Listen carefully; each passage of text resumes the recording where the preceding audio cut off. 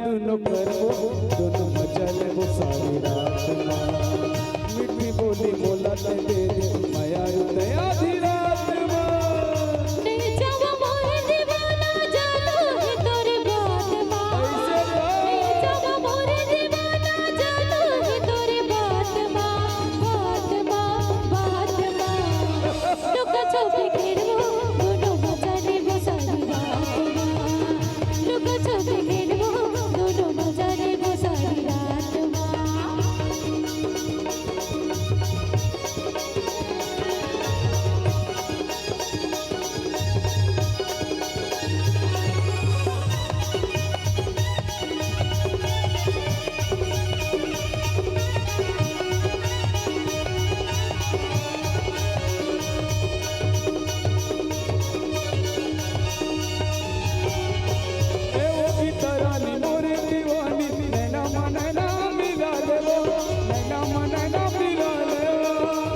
जवानी के नशे मारे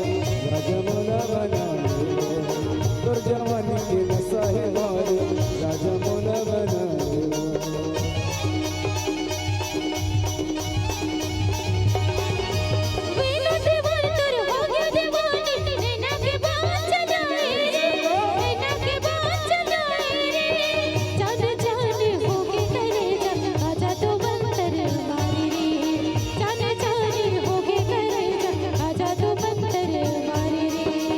जल चाहे सारा जमाना रहिबो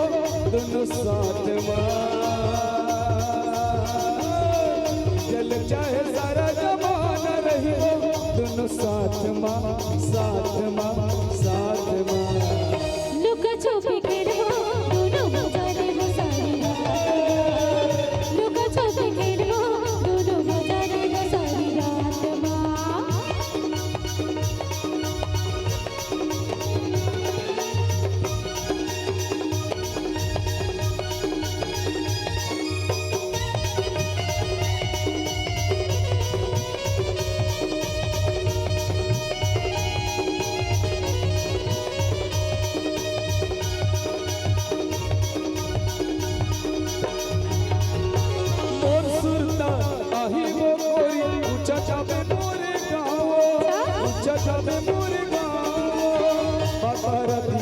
नदी के तीर मोर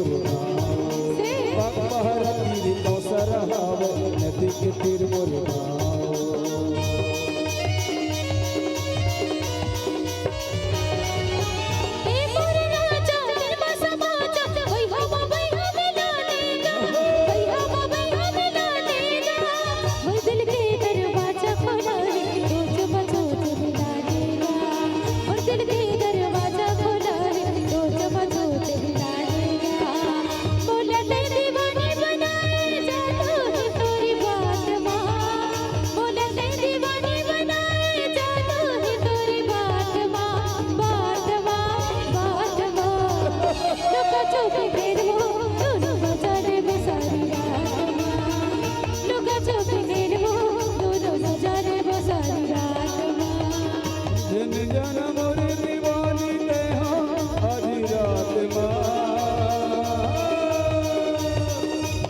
जाना मोरे दीवानी ते